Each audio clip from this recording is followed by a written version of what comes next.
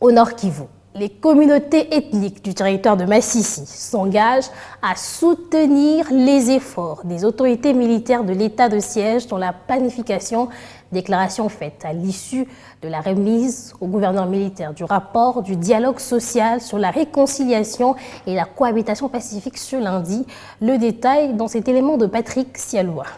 C'est après 2 jours de travaux sur la paix que le membre des communautés du territoire de Massissi vient de déposer ce lundi le rapport sur la sécurisation de cette entité au gouverneur militaire, le lieutenant-général Ndima Kongba Constant. L'engagement sur la paix des communautés de Massissi est impératif, déclare Dounia Bakarani, conseiller de la commission mise en place à l'issue de ces travaux. L'acte d'engagement concerne le retour de la paix, notamment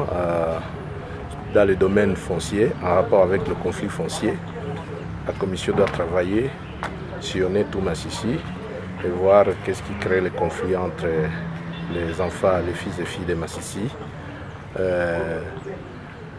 Par rapport aux groupes armés, la commission a pris l'engagement de faire la tournée dans tous les Massissi en train de sensibiliser, mobiliser tout le monde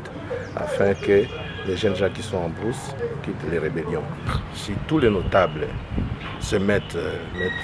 d'accord et qui manifestent la bonne foi, la bonne volonté de retourner la paix, parce que les enfants qui se battent dans le Massissi, les enfants qui se battent par-ci par-là dans tous les groupements de Massissi ne sont pas les enfants de Kavu, ne sont pas les enfants de Kindu, ce sont les fils et filles du terroir. Bien sûr, il y a aussi l'aspect que je n'ai pas cité, c'est les groupes armés étrangers. On doit plaider au niveau du gouvernement pour le retour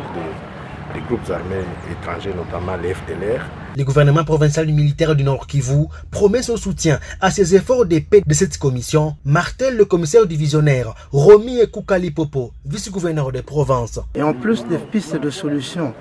édictées dans l'acte d'engagement, le président du comité de suivi venait également de faire d'autres demandes et nous les intégrons effectivement avec les autres pistes de solutions qui étaient déjà élaborées, et son excellence tout à l'heure en prenant la parole a dit que nous allons les accompagner, et il a même dit que cet exemple puisse impacter les autres communautés, notamment dans Walikale, dans Lubero et dans les autres territoires, pour que la paix finalement puisse jaillir.